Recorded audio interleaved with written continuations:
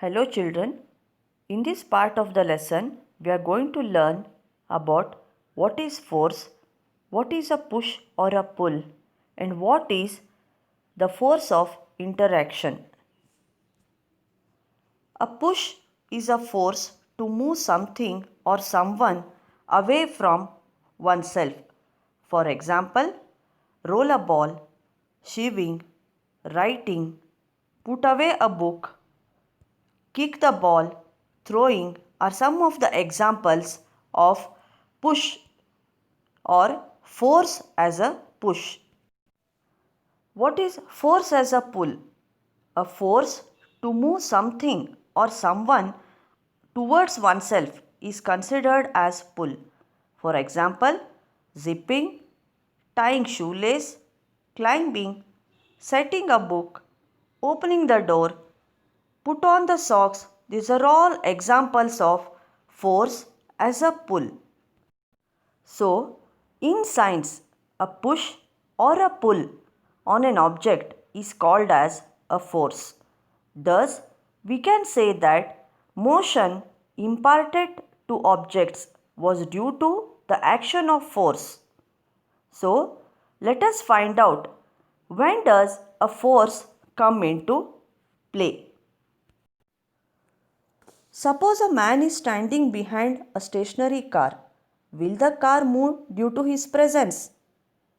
No, the car will not start moving on its own. Now, the man begins to push the car. That is, he is applying a force on it.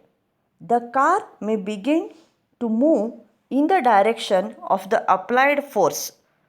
Note that the man has to push the car to make it move. Now, in this situation, can you decide who is pulling and who is pushing? Both the girls appear to push each other in the given situation. In this situation, both the girls appear to pull each other.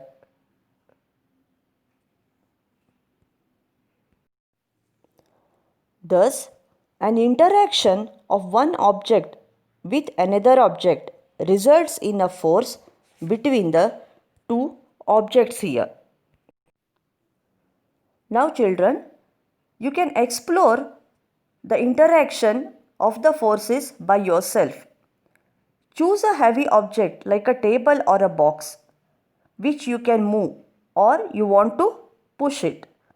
Try to push it by yourself. If the box is quite heavy, can you move it on your own? Now, ask one of your friends or any of your family members to help you in pushing it. Will it become easier now? Now, what do you understand by this? In the previous case, alone you tried to push it, but you couldn't. When somebody helped you, the forces were added.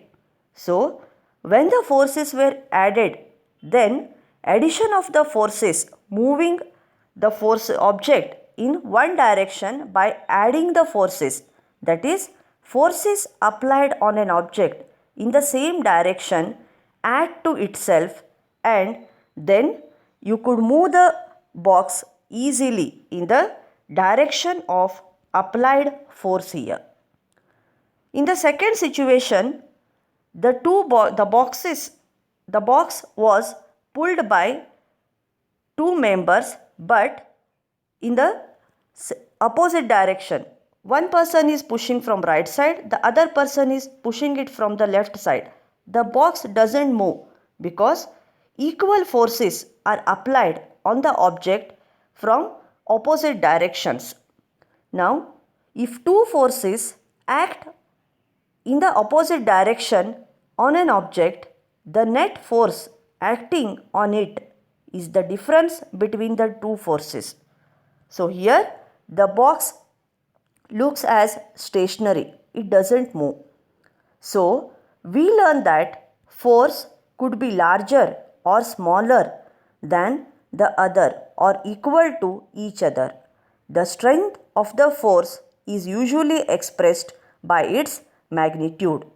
So we also have to specify the direction in which the force acts.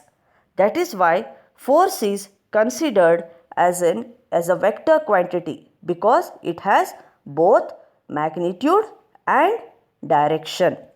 So children, in this part you learnt about what is force, what are the different examples for force as a push or a pull, and also what makes applied force act properly in one direction or when force is acted from either directions.